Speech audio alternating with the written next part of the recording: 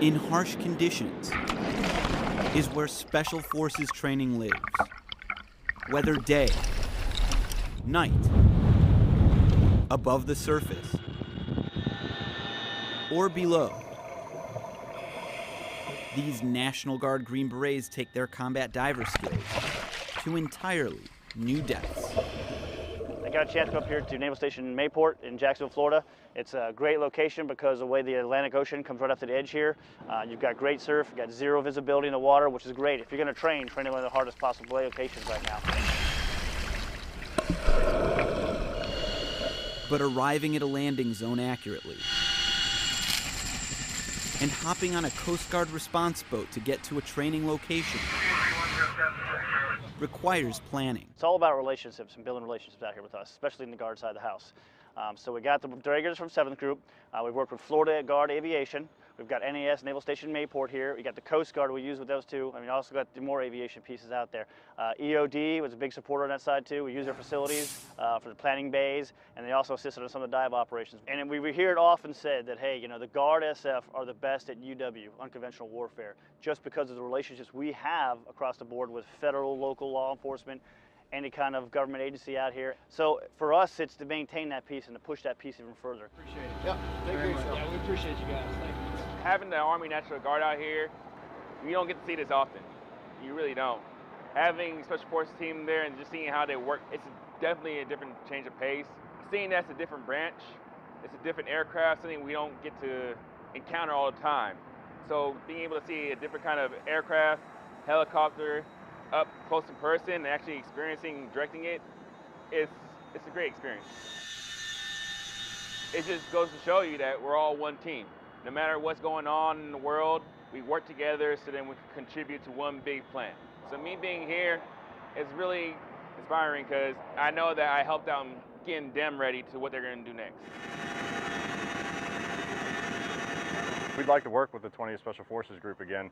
It was kind of a big takeaway with me just to see the National Guard in action. You know, this was our first time working with the team. From the brief and from the get-go and from the gear up and then the entry into the water, it was all kind of a valuable lesson for us. It was also a great learning curve for my guys, you know, because some of my crew has never worked with divers. So this was great for them to see the gear, to see what equipment you guys would be carrying.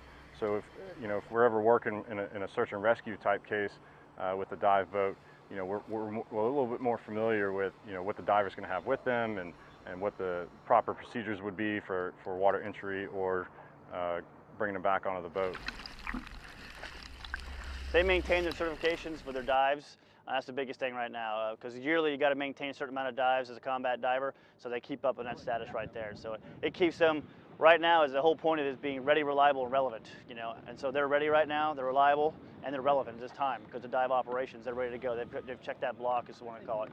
So they're able to conduct operations, water operations anywhere in the world, doing helicast operations, the Drager and the Zodiacs and so forth like that. So what kind of individual becomes a National Guard Green Beret? I got guys who are doctors, lawyers, I got guys who are PAs. You know, he's an E7, but he's a doctor on the outside, you know. I got multiple guys like that, you know, Ivy League schools, you know, you got guys, they want to be a team guy when they're here, be that E6, E7, be a team guy, and then when they go back, they're a doctor and so forth in the outside world. But that's what really makes that ODA unconventional warfare. That's why it's so important, the different mindsets they have and different capabilities they bring to the fight when it comes to that team. But just being in the special operations community, you know, I wouldn't be anywhere else. I love the mentality and the people in it. But the greatest thing that brings me back is the men, you know, the people that, you know, we surround ourselves with. It's amazing to come back and talk with them and have the same kind of goal and push and drive. It's awesome to be around that.